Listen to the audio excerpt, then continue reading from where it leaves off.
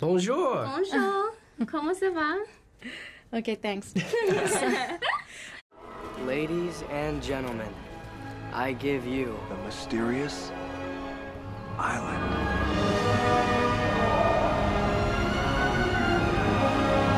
Josh, your character is a real Vernian. Did you read the book to enact your character? I have not read the book. No. Sean's a very adventurous guy, which I can relate to. So I didn't think that it was really necessary for me to read the book. And not many people our age are into Jules Verne as an author. But clearly his stories hold up over time and turn into great movies.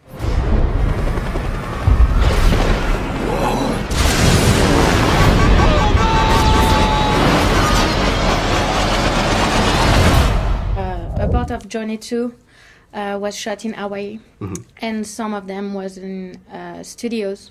So what was the most difficult thing to turn, like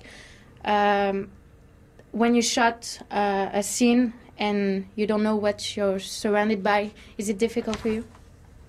It is. I mean, you definitely have to step outside of your present and use your imagination and really just go for it. And Brad Payton came from a lot of Animation? Brad Payton came from a lot of animation, so he could plan it all out and basically did these cartoons of the scenes, so we knew what it was going to kind of look like. We would have a rough idea. So it's just kind of throwing ourselves into it and just kind of laughing at ourselves at the end of the day. It was always fun.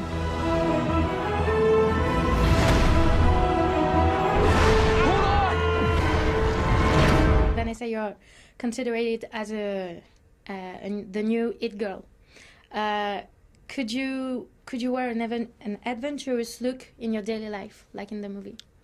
It depends on what I'm doing. I love dressing for the occasion. Kailani is the complete adventurer. It's like all you need is cargo shorts, some heavy boots, and a tank top, and you're set. But if I was going on a hike, I would totally rock it. Okay, and do you think women have to be adventurous to seduce men? I don't know. I think to each its own. I think that to seduce a man, you have to be confident. So whether that means you're adventurous or not is a different story. Okay, and Josh, you have a certain reputation. You're a funny guy and you love to pull pranks. Did you do something to your co-stars on sets?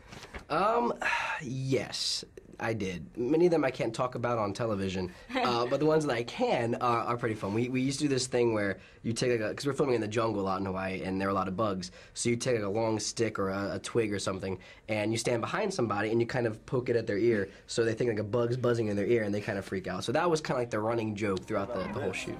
It's one of the first laws of island biogeography. Small animals become large, and large animals become small. I like to keep him as a pet. I could knit him a little trunk warmer.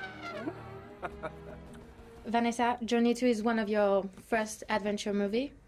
Did you want to break the image that you put in your last movies, like musicals and things like that?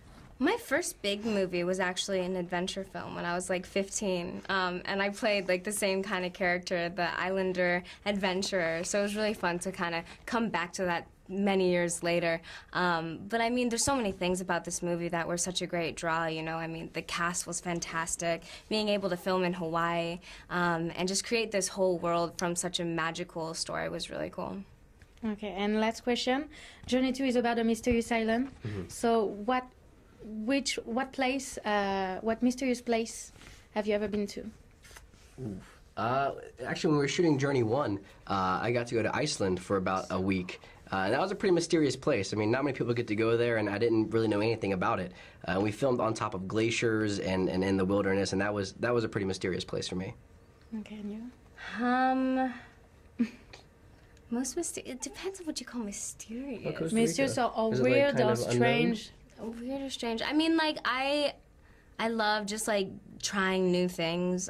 Just recently I went to Costa Rica, and I got to experience some things I never thought I would do, like rappelling down a waterfall, and just really interesting things like kayaking through the mangroves, so I thought that was really cool. Okay, and in fact, one last question. I know this is your first trip to Paris, I think, and you already came, but If you could bring back to the US one thing from Paris, whether it's food or a monument, anything, what would you bring? One thing. The street lamps.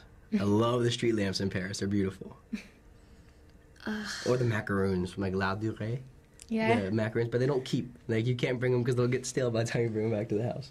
A building, like an apartment building, because they're just so stunningly beautiful. I love like walking down the streets and just seeing rows and rows of these amazing French buildings. I love it. I thought you were going to say the Eiffel Tower. Yeah, it's good. But that's it's just too too big. cliche. It's too cliche. Yes, it's too cliche. Yeah. Thank you very much.